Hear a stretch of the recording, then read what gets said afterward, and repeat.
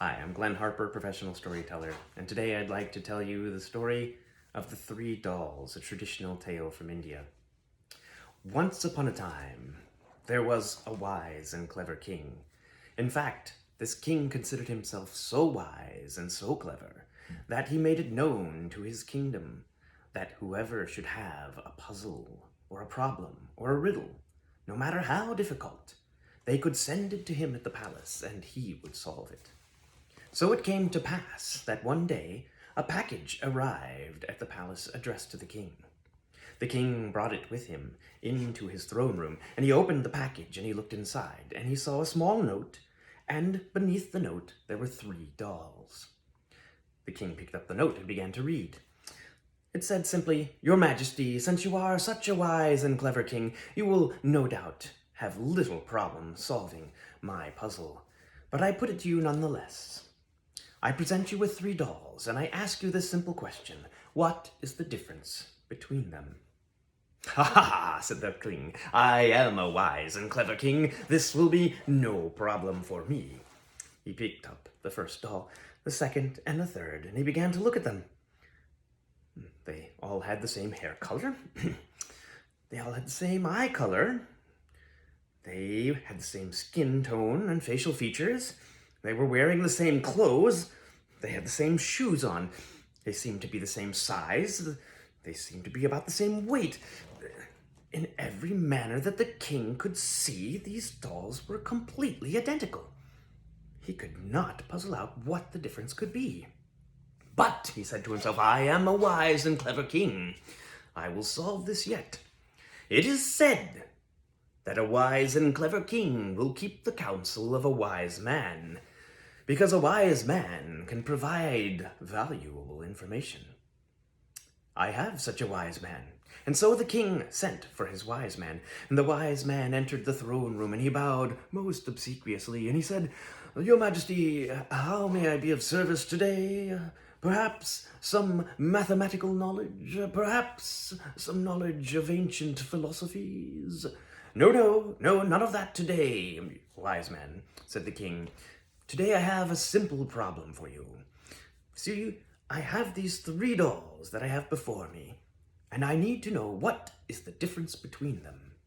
Well, the wise man began to take out all of his instruments and measuring tools. He picked up the dolls, he measured them, analyzed them, weighed them, calculated them, and did every sort of manipulation and computation that he knew. But in every measurement, every dimension, and every physical property that he could test, the dolls were identical. Well, a wise man knows that sometimes when one does not know the answer, it is best to hold one's tongue when in the presence of very powerful men, and that is precisely what the wise man did. He said not another word, bowed most obsequiously to the king, and took his leave. Well, the king humphed.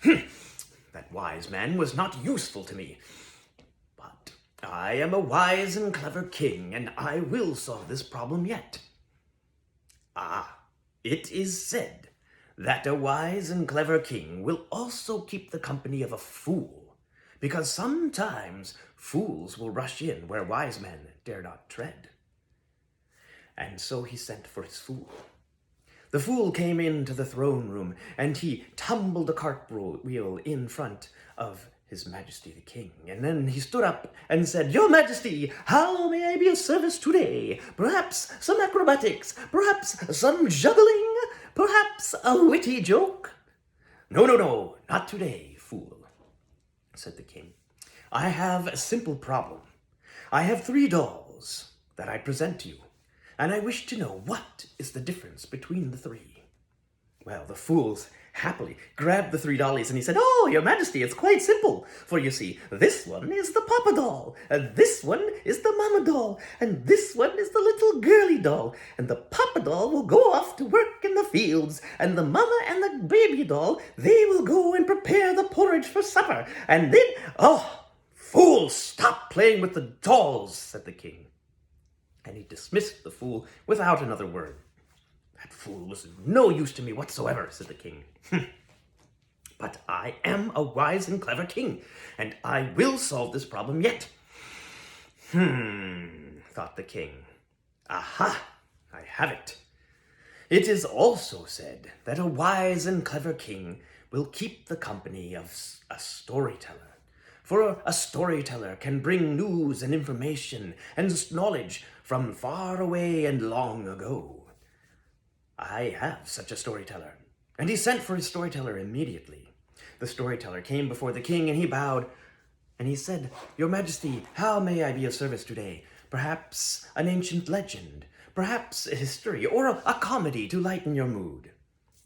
No, storyteller, none of that today. For today, you see, I have a problem for you. I have these 3 dolls, and I need to know what is the difference between them. A very interesting puzzle, Your Majesty, said the storyteller. And then, without so much as a please or thank you, he reached out and he grabbed a hold of a hair from the king's beard and boing, plucked it out. "Ow, storyteller! Be careful where you tread," said the king. But then the storyteller picked up the first doll. He took the hair from the king's beard and he began to thread it carefully into the ear of the doll.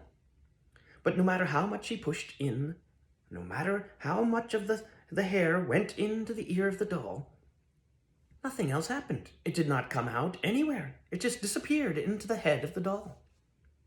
"Very interesting," said the storyteller. "Very interesting indeed." And then, without so much as another please or thank you, he reached out, grabbed a hold of the king's beard, and plucked another hair. Boing! "Ow! Storyteller, you are trying my patience." Then the storyteller picked up the second doll, and he began to thread the hair into the ear of the doll again. But this time, no sooner had he started to poke the hair into one ear of the doll, it began to come out the other ear. He pushed, and it came out. He pushed, and it came out. Every inch of the hair that went in one came out the other ear of the doll. Very interesting indeed, said the storyteller. Then, without so much as a please or thank you, he reached up and grabbed a third hair for the king's beard, and plucked it out. "Storyteller, you are trying my patience, and I am getting very angry with you." But the storyteller merely picked up the third doll and again began to push the hair into the ear of the doll. But this time, as he pushed the hair into the ear of the doll, it began to come out of the doll's mouth.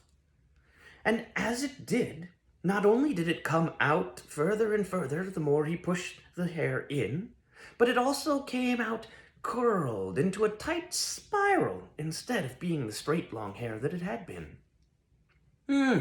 Most interesting. I see, said the storyteller. "Storyteller, I have lost my patience entirely," said the king. "You are playing with dolls and you have not solved anything. Can you tell me the difference or not?" demanded the king. "Oh, apologies, Your Majesty. The matter is quite clear." "Well," said the king, "then explain." "Oh, Your Majesty, it's quite simple. So you see, the first doll here is like the wise man. For whatever he hears, he retains in his head, and thus he becomes wiser and wiser." "Aha," said the king. "That makes sense." The storyteller picked up the second doll. "The second doll, Your Majesty, is like the fool. For you see, whatever goes in one ear comes merely back out the other, and he learns nothing and remains forever the fool." Nodded the king. "But what of the third doll?" "Ah, Your Majesty, the third doll. The third doll is like the humble storyteller. For you see, whatever he hears, he tells again to all the rest of the world." "Ah, but you have forgotten one detail," said the king. "Why did the hair start to twist as it came out of the storyteller's mouth?" "Ah, Your Majesty," said the storyteller, "it is merely because any storyteller puts his own personal spin on whatever tale he tells." And the king knew that the storyteller was right, and that he had indeed solved the mystery of the 3 dolls.